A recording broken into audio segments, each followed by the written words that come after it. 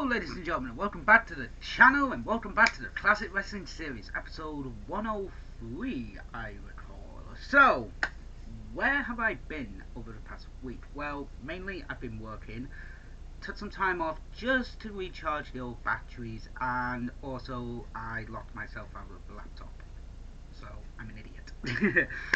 But yeah, I needed some time away. I needed to just take a week off, just to chill. I was working. I had a very busy schedule last week, so it was, something I had to give, unfortunately. But I'm here tonight, well, today, for the CWS. I'm also going to be here tonight and tomorrow morning for AEW Grand Slam.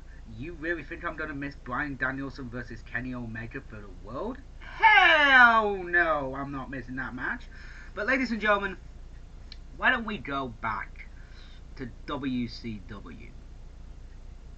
So, I'm going to pre-emphasize this. This is not even by the boss. This is me. I decided to punish myself. So why don't we go to November 26th, 2000 and watch Booker T defend the WCW World Championship against Scott Steiner in a straight jacket steel cage match. Vince Russo, you've done it again! You've made me not like a steel cage match. Here we are for WCW Mayhem. Oh boy. So we've had our big three matches announced. Booker T versus Scott Steiner, obviously. Lex Luger taking on Goldberg. And the tag team titles on the line with DDP and Kevin Nash taking on the Perfect Event. But right now, ladies and gentlemen, we're going to be kicking things off with Wee Wee taking on Mike Sanders, above average Mike Sanders, for the WCW Cruiserweight Championship. Let's watch this. So, we just had the Kiwi versus Mike Sanders match, and this was okay. I mean, it wasn't the best match I've seen. It's WCW in the year 2000. The Cruiserweights are the only good thing on the bloody show to a degree. But this was okay until the Natural Born Thrillers in the main event, Perfect Event, come out to basically try and cause a distraction. Min comes out, 5-on-1 beatdown, and Min's just like, I'm not taking anything. Tongue and death grips for all. Flair comes out with security to basically break it up, to make it a one-on-one match, and Mike Sanders win with the 3.0, which is basically just a backcracker, which is a transition move now in this day and age. It's like, what the hell? Then we had Flair say that nobody else is allowed on the floor unless you're in a featured match that excludes valets and managers for obvious reasons. So, laying down the law in WCW. Let's see if it holds up to it. My guess? No. Then we also had Chronic talking to the Boogie Nights, which is Disco Inferno and Aris Wright, about their match coming up. It's a handicap match, and they've paid off Chronic to help them in this match. However, they only get them for 7 minutes and 30 seconds. Oh boy. And now we're going to be talking to, now Evan Courageous and Jimmy Noble are talking about their matchup coming up, which is 3 Count versus the Young Dragons versus Courageous and Noble. So we'll see that match coming up soon. So let's just continue with these things and get to our next matchup. I kind of have to admit, Tony Schiavone does have a good point. They were 3 Count because there was 3 members. Evan Courageous left, got thrown out of the band. So they should be called 2 Count now, not 3 Count. Kind of brings up a good point. Young Dragons are coming out with Ye Mao, who was in ECW before joining WCW with the Young Dragons. So I do believe that they did have a ladder match at Starrcade for the chance at the Cruiserweight Championship, if I recall. It was a 3-teamed 6-man ladder match, and the winners would go on to face each other in a singles match to determine who would get the number 1 contendership to the Cruiserweight Championship. That was won by 3 Count, if I recall. I think that was at Starrcade 2000. I could be wrong, but I have watched that match. So let's get to our triple threat tag team matchup.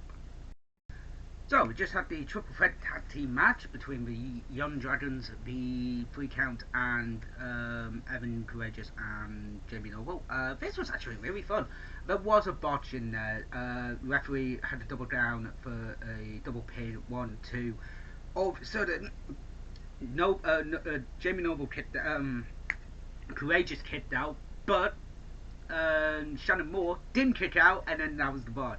But this was actually quite fun. I mean, this was a really good triple threat tag team match.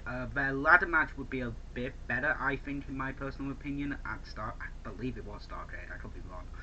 But they went out the ladder to actually tease that match coming up, so that was actually a really good thing, to be fair. And 3 Count get the win here, so yeah, 3 Count needing a win, it's one of those things, guys.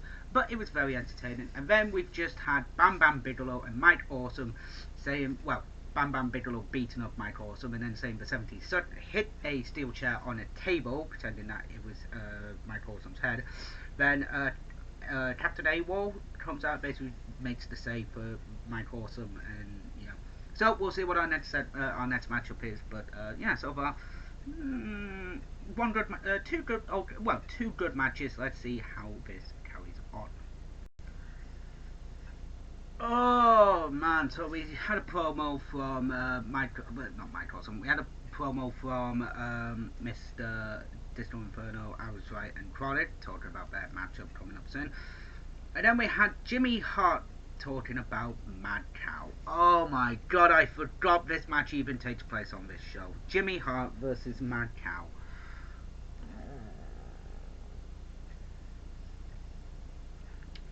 Let's just get through this match. Oh boy. Fuck me. So, Crowbar goes and checks on Mike Awesome after the attack that happened, and then Misfits in action talk about backstage. About the match coming up with God, what's his name? Huge Erection. There we go. Couldn't think of his name originally. Basically, then Ric Flair comes in and talks to AWOL about him being in trouble. That's gonna be fun. Then Lance Storm and Bam Bam Bigelow talking backstage, obviously putting something up involving those two. And then we have an interview with the Filthy Animals, basically talking about why this match is going ahead and how it's going to be doing all this and for the handicap match that they've got. And then, ladies and gentlemen, we have got now Crowbar versus Big Vito versus Reno for the Hardcore title. Oh boy, let's do this. So we just had the Hardcore triple threat title match between Reno, Big Vito, and Crowbar. This was just a hardcore match.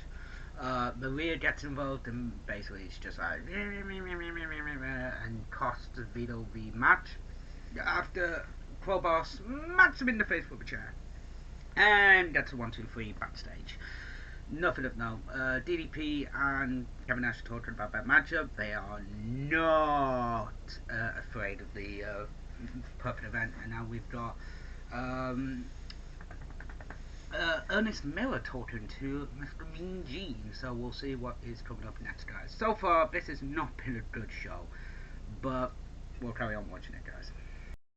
So, we just had the handicap match between Chronic and Outright taking on the Filthy Animals.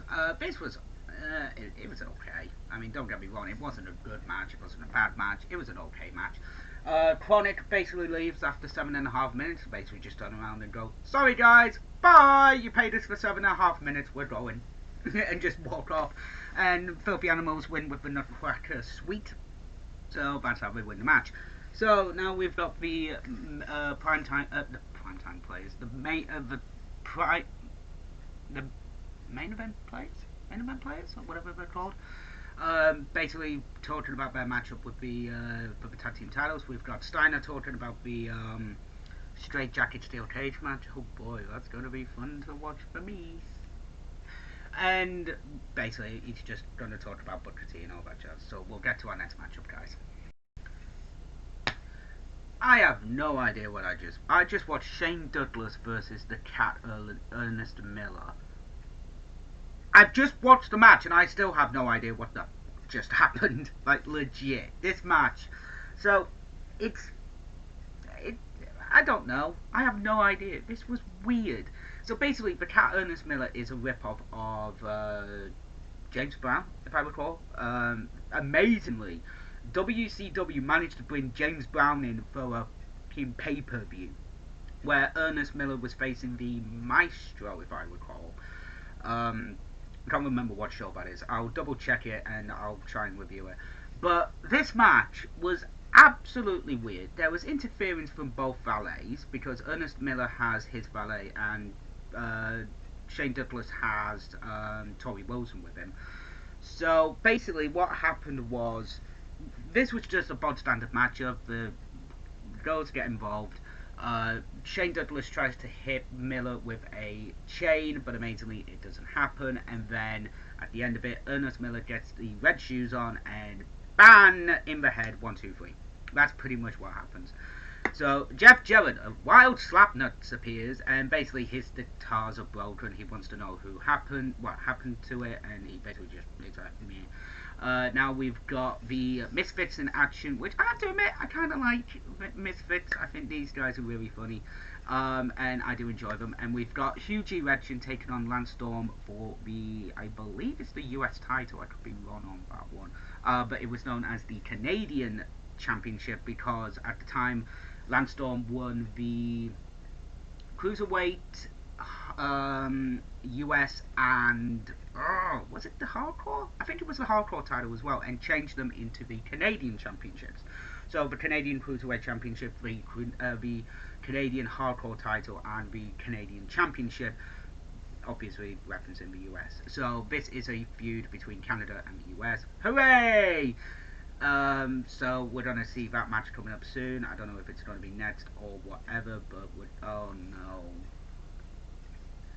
Oh great, we're gonna have bloody Glacier again. Oh my word. I remember when Glacier first came out because it was like his entrance was like 20 grand just to make, and it's obviously just a very bad rip-off of Sub-Zero from Mortal Kombat.